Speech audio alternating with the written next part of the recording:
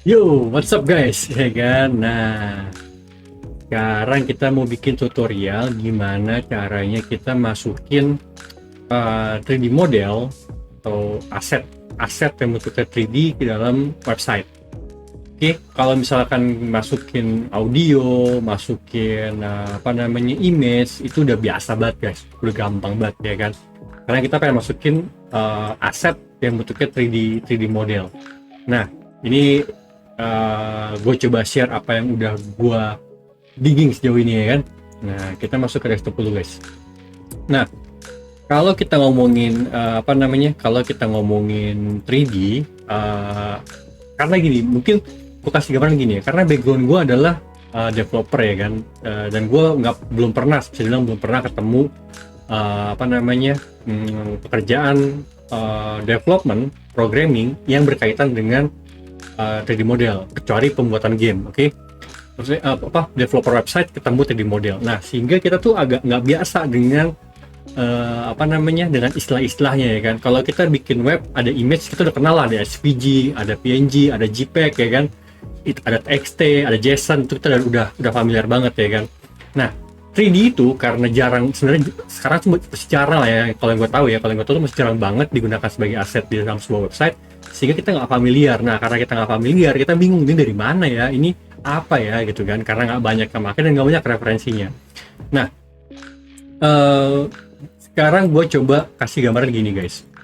Jadi kalau 3D model, nah sekarang ini gue kesampingin dulu ya kan. 3D model ini sama kayak di kalau di image, kalau misalkan ini adalah image, dia ada beberapa extension guys. Ada yang formatnya PNG, ada yang SVG, ada yang apa gitu kan. Nah, kalau 3D model ini sejauh yang gue udah digging nih guys, ada beberapa, yaitu adalah FBX, GLB, GLTF, .object, sama ada beberapa lainnya lah. Nah, cuman yang umumnya ada di sana, di luar sana, adalah tiga ini guys: FBX, GLB, sama GLTF. Nah, eh kalau misalnya gini, sama kayak di image ada SVG, ada PNG gitu. Kalau itu mungkin jelas ya bedanya. Kalau misalkan SVG itu adalah vektor, kalau misalnya PNG atau JPEG itu adalah bitmap. Tapi bagaimana kalau kita mengcompare antara PNG sama JPEG, bedanya apa gitu kan? Nah, masing-masing ini juga ada bedanya guys. Tapi sebenarnya bukan kepada quality dari sebuah bukan quality dari sebuah modelnya, tapi lebih kepada formatnya guys. Encoding di dalam file tersebut. Oke. Nah, kalau kita ngomongin 3D model secara general ya, bukan spesifik di website, ini kita umumnya kenal tiga ini guys: FBX, GLB, sama GLTF. Tapi kalau misalnya di website, sebenarnya yang gampang banget dimainkan adalah GLTF guys. Nah, jadi keyword pertama adalah apapun yang didapat 3D modelnya, kalau bisa di-convert dulu ke GLTF-nya. Nanti gua kasih, tapi di video tulisnya bagaimana gue mau convert dari format-format yang lainnya menjadi GLTF. Kenapa GLTF, nanti gue juga akan bahas, gue juga akan sampai ke sana. Nah, tapi untuk dalam case di website yang kita bisa langsung direct, sebenarnya yang bisa direct tuh FBX. Cuman maksud gue gini, gue akan ngasih contoh kalau kita ngerender FBX sama GLTF dulu aja gitu, oke?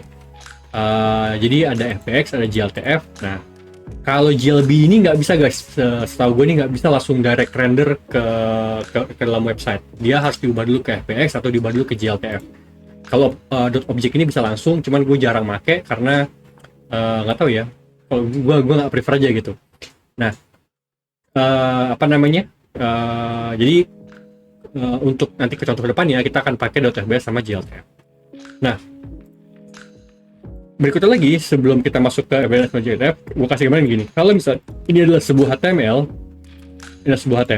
kalau misalnya image, dia bisa langsung guys, karena dia ada tag .image, kemudian source-nya apa gitu kan. Nah, kalau di 3D itu nggak ada guys. Misalnya 3D source-nya misalnya a.gltf gitu. Nah, dia nggak bisa seperti itu guys.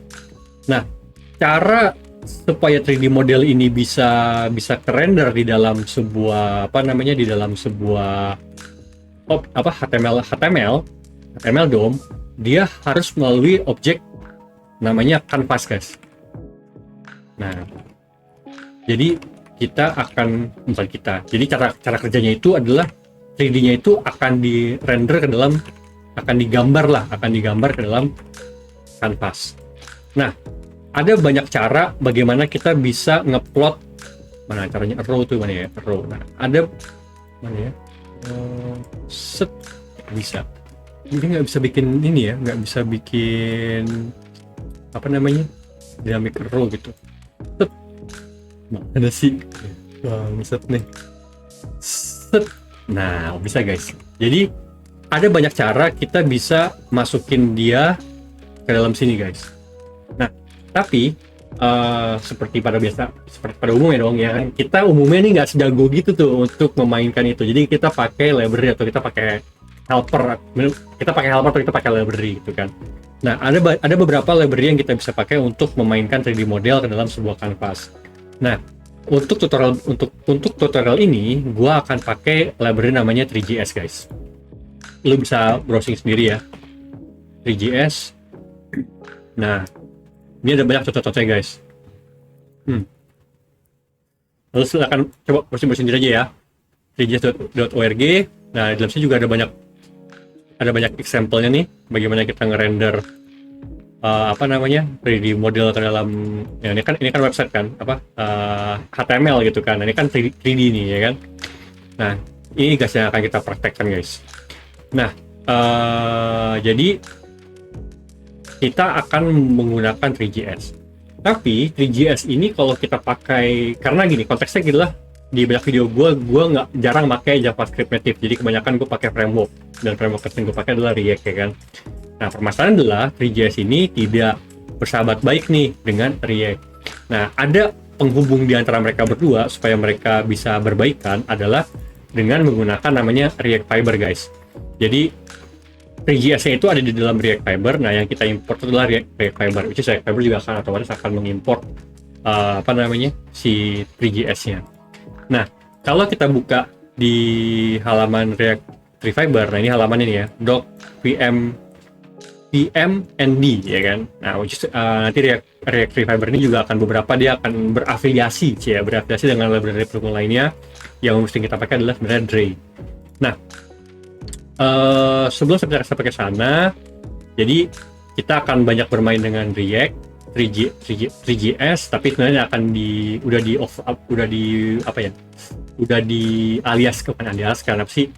derived lah ya ke dalam React Fiber. Jadi kita akan banyak bermain dengan React dan React Fiber.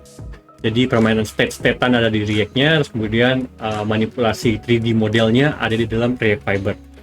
Nah, untuk persiapan tutorial berikutnya, guys, yang pertama kita lakukan adalah untuk belajar adalah ya kan, kita download dulu, guys. Kita akan download kedua example file ini. Untuk FBX, nah ini banyak model-model free yang bisa download di misamo.com ya kan. Nah, ini punyanya Adobe, guys. Jadi kita tinggal login aja atau sign up dulu yang belum sign up ya kan. Nah, di Mixamo ini ada banyak 3D model dan animasi yang bisa kita download secara gratis, guys.